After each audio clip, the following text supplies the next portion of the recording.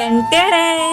কি দেখছো বন্ধুরা, আমি দাঁড়িয়ে দাঁড়িয়ে কি ভাবছি, না রাতে ঘুম আসে না সকালে ঘুম ভাঙে, ভাবছি আজকে কি কন্টেন্ট দেবো সেটাই দাঁড়িয়ে দাঁড়িয়ে ভাবছি। আর দেখো বাইরে কত বৃষ্টি হচ্ছে। সো হ্যালো এভরিওয়ান, আমি রূপা চলে এসেছি আজকে একটা নতুন ব্লগ ভিডিও নিয়ে। আশা করি এই ভিডিওটা তোমাদের সবাই অনেক অনেক ভালো লাগবে। ভিডিওটা পুরো দেখতে থাকো। তো আমাকে যারা যারা ভালোবাসো তাদের কমেন্টগুলো একটু ধরি। দিদি আমি কিন্তু দামোদরপুর গিয়েছিলাম কিন্তু তোমার সঙ্গে দেখা হলো না। তো দীপিকা তুমি যদি আমার সঙ্গে দেখা করতে তো আমি নিজেকে ভাগ্যবান অনেক বুঝতাম। তো আর কখনো যদি আসো তো আমার সঙ্গে দেখা করবে অবশ্যই। পরের কমেন্টে চলে গেলাম। এই যে টুসুবুন বলছে গুড মর্নিং, আমাকে দাও রান্না করবো, বেশি না দুটো। হ্যাঁ অবশ্যই দেবো না কেন, কিন্তু ওটা এআই ফটো। তারপরে বিকাশ ভাই কমেন্ট করেছে খুব সুন্দর রান্না বান্না করলে তো খিদে পেয়ে গেছে। ও আচ্ছা, আমার কমেন্টটা দেখে খুব ভালো লাগলো ভাই। তারপরে চলে এসছে দেখো, আমাকে অনেক ভালোবাসা দেয়, অনেক অনেক ভালোবাসা। তো আমার প্রিয় দিদি ভাই পম্পালি দি, তোমার ভিডিও রিয়েলি খুব ভালো লাগে, আমাকে ভীষণ ভীষণ ভালো লাগে। ও তোমার বর ভালোবাসে, পাতি লেবু এনেছে খেয়ে নাও। ভাই তোমাকে খুব ভালোবাসে, তোমরা দুজনেই ভালো থাকো। সত্যি মন থেকে অনেক অনেক ভালোবাসা রইলো আমার প্রিয় বন্ধুদের জন্য। দেখো তোমাদের কমেন্ট পড়তে পড়তে তোমাদের সঙ্গে গল্প করতে আমার কতগুলো কাজ হয়ে গেছে। তো আজকে বিছনাটা গুছাতে চলে এসেছি সব থেকে প্রথমে, কারণ বাইরে কাজ করতে গেলে অনেকটা দেরি হয়ে যাবে।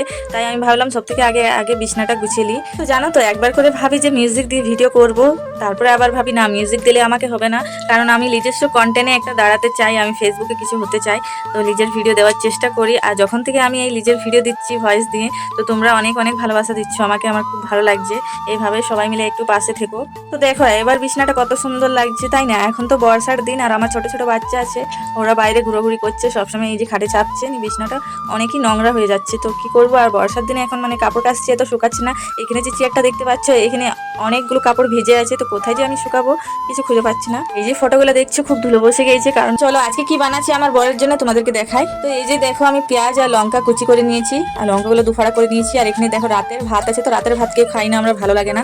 তাই ভাবছি ভাতটা একটু ফ্রাই করে নিবো। তো ওই জন্য কড়াই চাপিয়ে দিয়েছি, গরম হয়ে গেছে, তারপরে তেল দিয়ে দিলাম। তারপরে এই যে লঙ্কা পেঁয়াজ ভালো করে ভেজে নেব লাল লাল করে।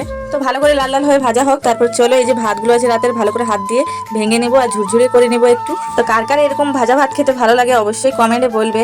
আর এরকম ভাজা ভাত দিয়ে মানে ডিমও দিতে পারো, টমেটো দিতে পারো, মটরশুঁটিও দিতে পারো। তো আমি কিছু দেবো না, আমি শুধু পেঁয়াজ লঙ্কা দিয়ে ভেজে নেবো। এরকম ভাজা ভাতের সঙ্গে একটু ডিম মিশিয়ে দিলে আরো ভালো লাগে খেতে। দেখো এই যে আমার ঝুরঝুরে করা হয়ে গেছে ভাতগুলো।